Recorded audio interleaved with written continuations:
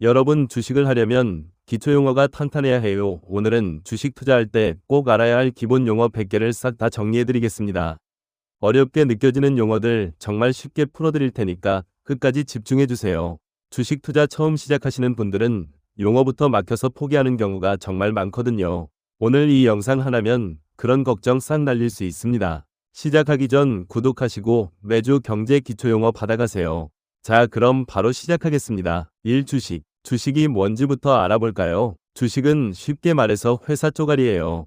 삼성전자 주식 한 주를 샀다. 그러면 여러분이 삼성전자의 주인 중 한 명이 되는 거죠. 물론 한 주 가지고 뭘 할 수 있겠냐 싶으시겠지만 법적으로는 분명히 주인이 맞아요. 회사가 돈을 벌면 여러분도 그 이익을 나눠 가질 수 있고 회사가 망하면 여러분도 손해를 보는 겁니다. 예를 들어 동네 치킨집을 친구 셋이서 돈을 모아 차렸다고 생각해보세요. 그럼 그 치킨집 지분을 3분의 1씩 나눠 갖는 거잖아요. 주식도 똑같은 개념이에요. 다만 회사가 크다 보니까 수천만 개 수억 개로 쪼개져 있는 거죠. 이 주주. 그럼 주주는 뭐냐? 바로 이 주식을 가지고 있는 사람을 말해요. 여러분이 삼성전자 주식 단 한 주라도 가지고 있으면 여러분도 삼성전자 주주입니다. 주주가 되면 몇 가지 권리가 생겨요. 배당을 받을 권리, 주주총회에서 투표할 권리, 이런 것들이죠. 물론 소액주주는 영향력이 거의 없긴 하지만 그래도 법적으로는 분명한 권리예요. 3. 상장. 자, 이제 상장이라는 말 들어보셨죠? 상장은 회사가 증권거래소에 정식으로 등록해서 일반인들도 자유롭게 주식을 사고 팔 수 있게 만드는 거예요. 마트에 물건을 진열하는 것처럼 회사 주식을 시장에 올려놓는 거라고 보면 됩니다. 상장을 하려면 회사가 일정 기준을 충족해야 해요. 매출이 어느 정도 되어야 하고 재무구조도 건전해야 하고 여러 가지 조건이 있죠. 그래서 상장했다는 것 자체가 어느 정도 검증을 받았다는 의미도 있어요. 4. 비상장. 반대로 비상장은 뭐냐? 아직 거래소에 등록이 안 돼서 우리 같은 일반인은 쉽게 살 수 없는 주식이에요. 친한 사람들끼리만 거래하거나 특별한 절차를 거쳐야 살 수 있죠. 요즘 스타트업 투자한다고 할 때 그게 보통 비상장 주식이에요. 큰 돈 벌 수도 있지만 팔고 싶을 때 마음대로 못 팔고 회사가 망하면 돈 다 날릴 수도 있어서 위험도가 높아요. 5. IPO. 그럼 IPO는 뭘까요? 이건 회사가 처음으로 주식시장에 데뷔하는 거예요. 기업 공개라고도 하는데 비상장 회사가 상장 회사로 바뀌는 그 순간을 IPO라고 부릅니다. 카카오뱅크나 크래프톤 같은 회사들이 상장할 때 엄청 난리였잖아요. 그게 다 IPO 때문이에요. IPO 하면 공모주 청약이라는 게 있는데 이건 나중에 다시 자세히 설명드릴게요. 6. 시가총액. 시가총액은 정말 중요한 개념인데요. 회사의 주가에 발행한 주식수를 곱한 거예요.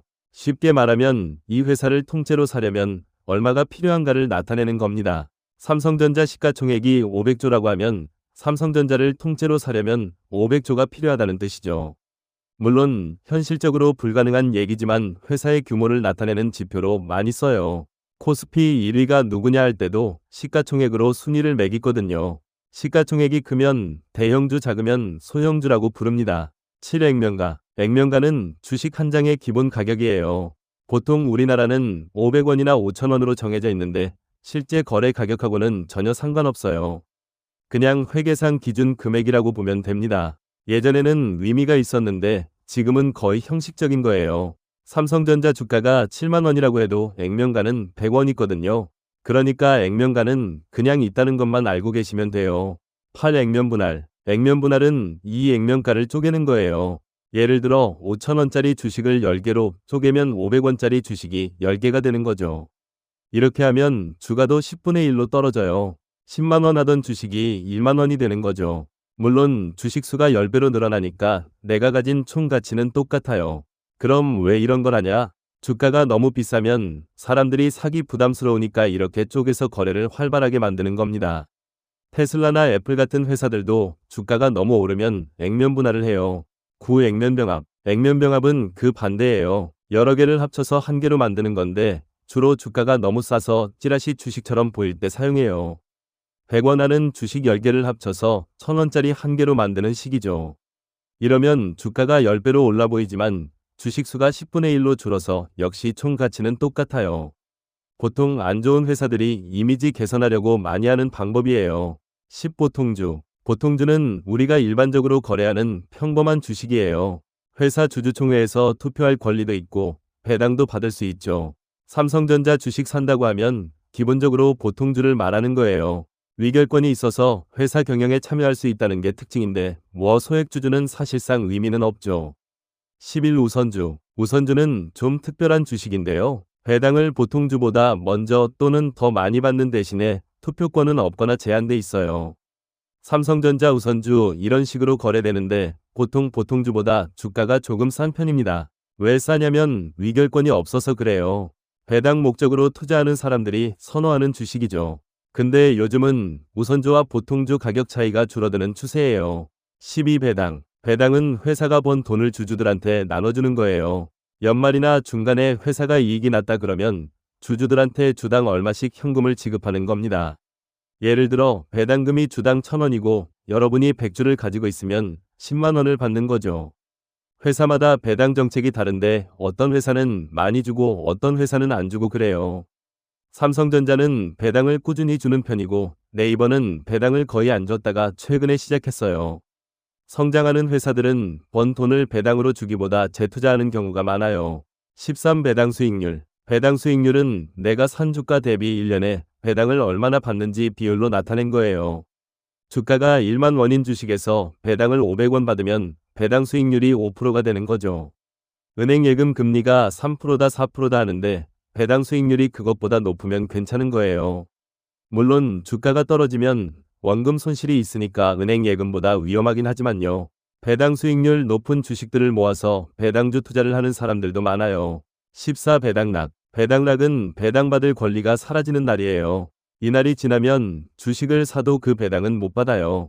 그래서 배당락일에는 보통 주가가 배당금만큼 뚝 떨어집니다. 예를 들어 배당금이 1,000원이면 배당락일에 주가가 딱 1,000원 떨어지는 거죠. 이게 이상한 게 아니라 당연한 거예요. 배당받을 권리가 없어졌으니까 그만큼 가치가 빠지는 거거든요. 배당 노리고 배당락 직전에 샀다가 배당락일에 손해보는 초보 투자자들이 많으니까 조심하셔야 해요. 15 권리락. 권리락도 비슷한 개념인데 배당뿐만 아니라 신주를 받을 권리 같은 것들이 사라지는 날을 말해요. 유상증자할 때 기존 주주들한테 신주인수권을 주는 경우가 있거든요. 그 권리가 사라지는 날이 권리락일이에요. 역시 이날도 주가가 조정을 받아요. 16 기준가. 기준가는 장이 시작될 때 기준이 되는 가격이에요. 보통 전날 종가가 다음날 기준가가 되고 여기서부터 위아래로 30%까지 움직일 수 있죠. 예를 들어 어제 종가가 1만 원이었으면 오늘 기준가도 1만 원이고 7,000원부터 13,000원까지 움직일 수 있는 거예요. 이게 가격 제한폭이라는 건데 주가가 하루에 너무 급등락하는 걸 막기 위한 안전장치예요. 17시가. 시가는 장이 열리고 나서 딱 첫 거래가 체결된 가격을 말해요. 오전 9시에 장이 열리면 그때 처음 형성된 가격이 시가가 되는 거죠. 시가가 기준가보다 높으면 갭 상승으로 시작한 거고 낮으면 갭 하락으로 시작한 거예요. 18 종가. 종가는 반대로 장이 끝날 때 마지막으로 거래된 가격이에요. 오후 3시 30분에 장이 마감되는데 그때 마지막 가격이 종가가 되는 거죠. 이 종가가 다음날 기준가가 되는 겁니다. 종가가 중요한 이유는 차트에도 종가 기준으로 그려지고 각종 지표도 종가를 기준으로 계산되거든요. 19 고가. 고가는 하루 중에 가장 높았던 가격이고요. 장중에 12,000원까지 올랐다가 다시 내려왔어도 고가는 12,000원으로 기록돼요. 20 저가. 저가는 하루 중에 가장 낮았던 가격입니다. 마찬가지로 장중에 9,000원까지 떨어졌다가 올라왔어도 저가는 9,000원이에요. 시가, 고가, 저가, 종가 이 네 가지를 묶어서 봉차트를 그리는 거예요. 20일 거래량. 거래량은 하루 동안 얼마나 많은 주식이 거래됐는지 그 수량을 나타내요. 거래량이 많다는 건 그만큼 사람들의 관심이 많다는 뜻이죠. 평소에 거래량이 100만 주 나오던 종목이 갑자기 500만 주가 나오면 무언가 큰 이슈가 있다는 신호예요. 거래량은 주가 움직임을 예측하는데 중요한 지표 중 하나예요. 거래량이 터지면서 주가가 오르면 상승 신뢰도가 높고 거래량 없이 주가만 오르면 힘이 약한 상승이라고 봐요. 22 거래대금. 거래대금은 거래량의 주가를 곱한 거예요. 실제로 얼마만큼의 돈이 오갔는지를 보여주는 겁니다. 삼성전자처럼 주가가 비싼 종목은 거래량이 적어도 거래대금은 클 수 있어요. 코스피 거래대금 1위가 어디냐 이런 식으로 순위를 매기기도 해요. 23 호가. 호가는 내가 사고 싶은 가격 또는 팔고 싶은 가격을 말해요. 매수호가는 사고 싶은 가격, 매도호가는 팔고 싶은 가격이죠. HTS나 MTS 보면 호가창이라는 게 있는데 거기에 사고 싶어하는 사람들과 팔고 싶어하는 사람들의 주문이 쫙 나열돼 있어요. 이걸 보면 지금 시장 분위기를 어느 정도 파악할 수 있어요. 24 매도. 매도는 내가 가진 주식을 파는 거고요. 팔 때는 매도 버튼을 누르면 돼요. 25 매수. 매수는 주식을 사는 겁니다. 살 때는 매수 버튼을 누르고요. 초보자들이 가끔 헷갈려서 팔려고 했는데 사거나 사려고 했는데 파는 실수를 하니까 조심하세요. 26 체결. 체결은 사려는 사람과 팔려는 사람의 가격이 딱 맞아떨어져서 거래가 성사되는 걸 말해요. 내가 1만 원에 사겠다고 주문 넣었는데 누군가 1만 원에 팔겠다고 하면 그 순간 체결되는 거죠. 체결이 되면 내 계좌에 주식이 들어오거나 나가게 돼요. 27 미체결. 미체결은 주문은 넣었는데 아직 거래가 안 된 상태예요. 내가 너무 낮은 가격에 사려고 했거나 너무 높은 가격에 팔려고 해서 상대방을 못 찾은 거죠. 미체결 주문은 취소할 수도 있고 가격을 수정할 수도 있어요. 28 상승장. 상승장은 주식시장 전체가 올라가는 분위기를 말해요. 모두가 신나서 주식 사는 시기죠.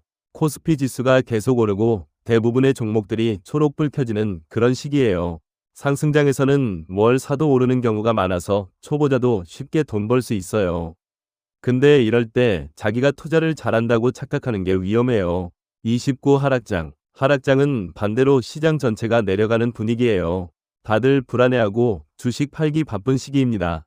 하락장에서는 좋은 종목도 같이 떨어지는 경우가 많아요. 이럴 때 저가 매수 기회를 노리는 사람들도 있지만 초보자는 현금 보유하는 게 안전해요.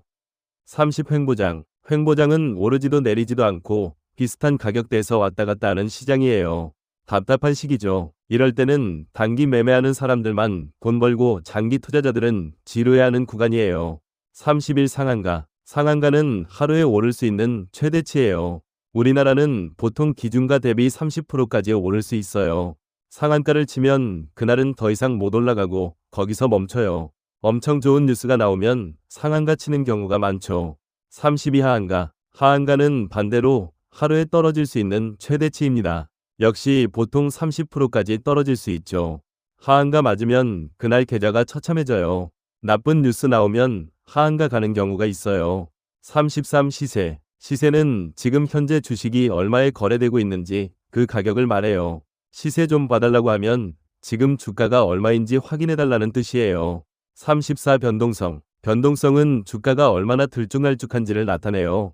변동성이 크다는 건 하루에도 주가가 막 오르락내리락 한다는 뜻이고 그만큼 위험하다는 의미죠. 반대로 변동성이 작으면 주가가 안정적으로 움직인다는 거예요. 코인이 주식보다 변동성이 훨씬 크죠. 35 등락률. 등락률은 전날보다 오늘 얼마나 올랐는지 떨어졌는지 퍼센트로 나타낸 거예요. 어제 1만 원이었는데 오늘 1만 1,000원이면 등락률이 플러스 10%인 거죠. 36 수익률. 수익률은 내가 투자한 돈 대비 얼마를 벌었는지 비율로 나타낸 겁니다. 100만 원 투자해서 120만 원이 됐으면 수익률이 20%예요. 수익률이 높을수록 좋은 거겠죠. 37 손익분기점. 손익분기점은 본전 찍는 지점이에요. 손해도 이익도 없는 딱 0% 되는 가격이죠. 1만 원에 샀는데 지금 8,000원이면 손익분기점은 당연히 1만 원이에요. 다시 1만 원 가면 본전이고 그 위로 올라가야 수익이 나는 거죠. 38 공모주. 공모주는 회사가 상장하기 전에 미리 일반인들한테 파는 주식이에요. 로또 같은 건데 요즘엔 경쟁이 치열해서 당첨되기가 하늘의 별 따기죠. 카카오뱅크 공모주 청약할 때 수백만 명이 몰렸잖아요. 공모주에 당첨되면 상장 첫날 시초가가 공모가보다 높게 형성되는 경우가 많아서 수익을 낼 수 있어요. 물론 반대로 공모가보다 낮게 시작하면 손실이 나죠. 39 공모가. 공모가는 그 공모주를 처음 팔 때의 가격이에요. 회사랑 증권사가 협의해서 정하는데 너무 높게 책정하면 투자자들이 손해보고 너무 낮게 하면 회사가 손해예요. 적정 공모가를 정하는 게 중요하죠. 40 상장일. 상장일은 그 회사 주식이 거래소에서 처음으로 거래되는 날입니다. 이날 시초가가 어떻게 형성되느냐에 따라 공모주 투자자들의 희비가 엇갈려요. 40일 코스피. 코스피는 우리나라 대표 주식시장이에요. 삼성전자, 현대차, SK하이닉스 같은 대기업들이 여기 있죠. 유가증권 시장이라고도 불러요. 코스피 지수라고 하면 이 시장 전체의 평균적인 움직임을 나타내는 숫자예요. 42 코스닥. 코스닥은 중소기업이나 벤처기업들이 주로 있는 시장이에요. 코스피보다 규모는 작지만 성장 가능성이 큰 기업들이 많아요. 네이버, 카카오 같은 IT 기업들도 원래 코스닥에서 시작했죠. 코스닥이 코스피보다 변동성이 큰 편이에요. 43 코넥스. 코넥스는 정말 초기 단계의 작은 기업들을 위한 시장이에요. 일반인들은 거의 거래 안 하는 시장이죠. 투자 위험도가 높아서 전문 투자자들이나 접근하는 시장이에요. 44 나스닥. 나스닥은 미국의 기술주 중심 시장이에요. 애플, 마이크로소프트, 테슬라, 엔비디아 같은 회사들이 여기 있습니다. 세계에서 가장 유명한 주식시장 중 하나죠. 우리나라 코스닥이 미국 나스닥을 모델로 만들어진 거예요. 45 다우지수. 다우지수는 미국 대표 30개 기업의 주가를 평균 낸 지수예요. 미국 경제 상황을 가장 빠르게 보여주는 지표 중 하나죠. 뉴스에서 다우지수가 올랐다 떨어졌다 하는 얘기 많이 들어보셨을 거예요. 46 S&P 500. S&P 500은 미국 500개 주요 기업의 주가를 종합한 지수인데 미국 시장 전체를 대표한다고 볼 수 있어요. 전 세계 투자자들이 가장 주목하는 지수 중 하나예요. 우리나라 코스피가 S&P 500을 따라 움직이는 경우가 많아요. 47 지수. 지수는 여러 주식들의 가격을 종합해서 만든 숫자예요. 시장이 전반적으로 오르고 있는지 내리고 있는지 한눈에 볼 수 있게 해주죠. 코스피 지수가 2500이다 이런 식으로 표현해요. 개별 종목이 아니라 시장 전체의 흐름을 파악할 때 지수를 봐요. 48 포트폴리오. 포트폴리오는 내가 가진 여러 투자 자산들의 구성을 말해요. 어떤 주식을 얼마씩 가지고 있는지 그 목록이죠. 삼성전자 30%, 현대차 20%, 카카오 10% 이런 식으로 구성하는 거예요. 포트폴리오를 잘 짜는 게 투자에서 정말 중요해요. 49 분산 투자. 분산 투자는 계란을 한 바구니에 담지 말라는 거예요. 한 종목에 몰빵하지 말고 여러 종목에 나눠서 투자하라는 겁니다. 한 종목이 망해도 다른 종목으로 손실을 줄일 수 있거든요. 업종도 다르게, 국가도 다르게 투자하는 게 진정한 분산 투자예요. 50 리스크. 리스크는 위험이에요. 투자했다가 손해볼 가능성을 말하죠. 하이 리스크 하이 리턴이라는 말 들어보셨죠? 위험이 크면 수익도 클 수 있다는 뜻이에요. 51 리턴. 리턴은 수익이에요. 투자에서 얻는 이익을 말합니다. 리스크와 리턴은 항상 같이 생각해야 해요. 52 장기 투자. 장기 투자는 주식을 사서 오래 묵히는 거예요. 1년 이상 길게는 10년, 20년 보유하는 투자 방식이죠. 워렌 버핏 같은 전설적인 투자자들이 이 방식으로 성공했어요. 좋은 기업을 싸게 사서 오래 보유하면 복리 효과로 엄청난 수익을 낼 수 있어요. 53 단기 매매. 단기 매매는 짧게는 하루 길어야 몇 주 안에 사고 파는 거예요. 단타라고도 부르죠. 차트 보면서 타이밍 잡아서 빠르게 사고 파는 건데 초보자한테는 정말 어려워요. 수수료도 많이 나가고 스트레스도 장난 아니에요. 54 시가총액 비중. 시가총액 비중은 전체 시장에서 특정 주식이 차지하는 비중이에요. 삼성전자가 코스피 시총의 한 20% 차지한다 이런 식으로 얘기하죠. 삼성전자가 오르면 코스피 전체가 오르는 이유가 시가총액 비중이 크기 때문이에요. 55 유통주식수. 유통주식수는 실제로 시장에서 거래 가능한 주식수예요. 회사가 발행한 전체 주식에서 대주주가 꽁꽁 묶어놓은 것 빼고 우리가 살 수 있는 수량이죠. 유통주식수가 적으면 주가 변동성이 크고 많으면 안정적이에요. 56 유동성. 유동성은 얼마나 쉽게 현금으로 바꿀 수 있는가예요. 주식은 팔면 바로 현금이 되니까 유동성이 좋은 자산이죠. 부동산은 팔려면 시간이 오래 걸리니까 유동성이 낮은 자산이고요. 유동성이 좋다는 건 사고 싶을 때 사고 팔고 싶을 때 팔 수 있다는 뜻이에요. 57 매물대. 매물대는 과거에 거래가 많이 일어났던 가격대를 말해요. 이 근처에서는 주가가 잘 안 뚫리거나 지지받는 경향이 있어요. 1만 원에서 매물대가 형성돼 있으면 주가가 1만 원 근처에서 왔다 갔다 하는 경우가 많아요. 차트 분석할 때 매물대를 참고하는 사람들이 많아요. 58 지지선. 지지선은 주가가 떨어지다가 이 선에서 멈추고 다시 올라가는 경향이 있는 가격선이에요. 바닥 같은 거죠. 9,000원이 지지선이면 주가가 떨어지다가 9,000원에서 반등하는 일이 반복돼요. 물론 지지선이 깨지면 더 큰 폭으로 떨어질 수 있어요. 59 저항선. 저항선은 반대로 주가가 올라가다가 이 선에서 막히는 경향이 있는 가격선이에요.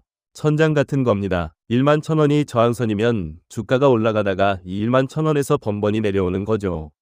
저항선을 뚫으면 큰 폭으로 상승할 수 있어요. 60 목표가는 내가 생각하기에 이 주식이 얼마까지 갈 거다 예상하는 가격이에요. 증권사 애널리스트들도 종목마다 목표가를 제시해요. 목표가에 도달하면 팔 건지 더 보유할 건지 미리 계획을 세우는 게 중요해요. 60일 손절가는 여기까지 떨어지면 무조건 판다고 미리 정해놓은 가격이에요. 더 큰 손해보기 전에 끊어내는 거죠. 1만 원에 샀으면 손절가를 9천 원으로 정해놓는 시기예요. 손절은 정말 어려운데 이걸 못하면 큰 손실로 이어져요. 62 평균단가 줄여서 평단이라고 하는데 내가 여러 번 사서 평균적으로 얼마에 샀는지 그 가격이에요. 1만 원에 100주 사고 9천 원에 100주 더 샀으면 평단가는 9,500원이 되는 거죠. 계좌의 평단가가 자동으로 계산돼서 보여져요. 63 물타기는 주가가 떨어졌을 때 더 사서 평단가를 낮추는 거예요. 1만 원에 샀는데 5천 원으로 떨어지면 5천 원에 더 사서 평단을 7,500원으로 만드는 식이죠. 위험한 전략이에요. 좋은 종목이면 괜찮은데 나쁜 종목에 물타기 했다가는 지옥 가는 거예요. 초보자는 절대 물타기 하지 마세요. 64 불타기는 반대로 주가가 오를 때 더 사서 수익을 극대화하는 전략이에요. 1만 원에 샀는데 1만 2천 원으로 올랐을 때 추가 매수하는 거죠. 물타기보다는 안전한 전략이에요. 추세가 좋은 종목에 불타기하면 수익을 크게 낼 수 있어요. 65 손절매는 손해를 보더라도 파는 거예요. 더 큰 손실을 막기 위해서죠. 10% 손실 나면 손절한다 이런 식으로 규칙을 정해놓고 지키는 게 중요해요. 손절은 투자에서 가장 어렵지만 가장 중요한 기술이에요. 66 익절은 수익이 났을 때 파는 거에 이익을 확정하는 겁니다. 67 분할매수는 한 번에 다 사지 않고 여러 번에 나눠서 사는 거예요. 68 분할매도도 마찬가지로 여러 번에 나눠서 파는 겁니다. 69 시황은 지금 시장 분위기가 어떤지를 말해요. 오늘 시황이 좋다 나쁘다 이런 식으로 쓰죠. 70 공매도는 주식을 빌려서 먼저 팔고 나중에 사서 갚는 거예요. 주가가 떨어질 거라고 예상할 때 쓰는 방법인데 일반인은 잘 못해요. 71 쇼커버링은 공매도한 사람들이 주식을 다시 사서 갚는 거예요. 이게 대량으로 일어나면 주가가 급등하기도 해요. 72 레버리지는 빚을 내서 투자하는 거예요. 수익도 2배, 3배 날 수 있지만 손실도 그만큼 커지는 위험한 방법이죠. 73 인버스는 주가가 떨어지면 오히려 수익이 나는 상품이에요. 하락장에서 돈 벌 수 있는 ETF 같은 겁니다. 74 ETF는 여러 주식을 한 바구니에 담아놓은 상품이에요. 코스피 200 ETF를 사면 200개 기업에 한 번에 분산 투자하는 효과가 나죠. 75 펀드는 전문가한테 돈을 맡겨서 대신 투자해달라고 하는 거예요. 우리는 편하게 앉아서 수익률만 체크하면 되죠. 76 증권사는 우리가 주식 거래할 수 있게 중개해주는 회사예요. 미래에셋, 키움, 삼성증권 이런 데들이죠. 77 HTS는 컴퓨터로 주식 거래하는 프로그램이에요. 78 MTS는 핸드폰으로 주식 거래하는 앱입니다. 79 예수금은 증권 계좌에 현금으로 남아있는 돈이에요. 주식 안 사고 그냥 놔둔 돈이죠. 80 증거금은 주식 거래할 때 필요한 최소한의 돈이에요. 81 반대매매는 빚내서 산 주식이 너무 떨어지면 증권사가 강제로 파는 거예요. 더 큰 손실 막기 위해서죠. 82 미수거래는 돈이 부족한데 일단 사고 나중에 갚는 거예요. 증권사한테 잠깐 빌리는 건데 이자 내야 해요. 83 신용거래도 비슷한데 증권사한테 돈 빌려서 주식 사는 거예요. 84 거래정지는 특별한 사유로 주식 거래가 잠시 멈추는 거예요. 큰 공시가 나올 때 이런 일이 생기죠. 85 상장폐지는 회사가 거래소에서 퇴출당하는 거예요. 이렇게 되면 주식이 휴지 조각이 될 수 있어요. 86 관리종목은 상장폐지 직전 단계예요. 재무구조가 엉망이거나 문제가 있는 회사들이 여기 들어가죠. 87 공시는 회사가 중요한 정보를 공식적으로 알리는 거예요. 실적 발표 임원 변동 이런 것들을 의무적으로 공개해야 해요. 88 IR은 회사가 투자자들한테 우리 회사가 이렇게 좋다고 홍보하는 활동이에요. 89 DART는 금융감독원이 운영하는 전자공시 시스템이에요. 여기 들어가면 모든 회사의 공시를 다 볼 수 있어요. 90 실적. 실적은 회사가 얼마나 벌었는지 성과를 숫자로 나타낸 거예요. 91 어닝 서프라이즈. 어닝 서프라이즈는 예상보다 실적이 훨씬 좋게 나온 거예요. 이러면 주가가 급등하죠. 92 어닝 쇼크. 어닝 쇼크는 반대로 실적이 예상보다 엉망으로 나온 거예요. 주가 폭락하는 경우가 많아요. 93 컨센서스. 컨센서스는 증권사 애널리스트들이 예측한 실적의 평균이에요. 시장의 기대치라고 보면 됩니다. 94 가이던스. 가이던스는 회사가 스스로 우리 올해 실적 이 정도 나올 거다 하고 발표하는 전망이에요. 95 ROE. ROE는 자기자본이익률이라고 하는데 회사가 자본금으로 얼마나 효율적으로 돈을 버는지 보여주는 지표예요. 높을수록 좋은 거죠. 96 PER. PER은 주가 수익 비율인데 지금 주가가 1년 동안 벌어들이는 이익의 몇 배인지를 나타내요. PER이 10이면 10년치 이익이 주가에 반영됐다는 뜻이죠. 97 PBR. PBR은 주가 순자산 비율이에요. 회사가 망해서 청산하면 돌려받을 수 있는 순자산 대비 주가가 몇 배인지 보여줘요. 1보다 낮으면 저평가됐다고 볼 수 있어요. 98 EPS. EPS는 주당 순이익이에요. 회사가 번 순이익을 주식수로 나눈 거죠. 주식 한 주가 1년에 얼마를 버는지 알 수 있어요. 99 BPS. BPS는 주당 순자산이에요. 회사의 순자산을 주식수로 나눈 건데 주식 한 주의 실질 가치라고 보면 됩니다. 100 DCF. DCF는 기업의 미래 현금 흐름을 예측해서 현재 가치로 환산하는 평가 방법이에요. 회사가 앞으로 벌어들일 돈을 미리 계산해서 지금 얼마의 가치가 있는지 따지는 거죠. 자, 여러분, 오늘 주식 용어 100개 다 정리해봤습니다. 처음에는 어렵게 느껴졌을 수도 있는데 하나하나 뜯어보면 그렇게 어려운 게 아니에요. 이 용어들만 제대로 이해하고 있어도 주식 뉴스 볼 때나 투자 결정할 때 훨씬 자신감 생기실 겁니다. 주식 투자는 아는 만큼 보이고 아는 만큼 벌 수 있어요. 오늘 배운 내용 꼭 기억하시고 실전에서 활용해보세요. 다음에는 더 유익한 내용으로 찾아뵙겠습니다. 여러분의 성투를 기원합니다. 감사합니다.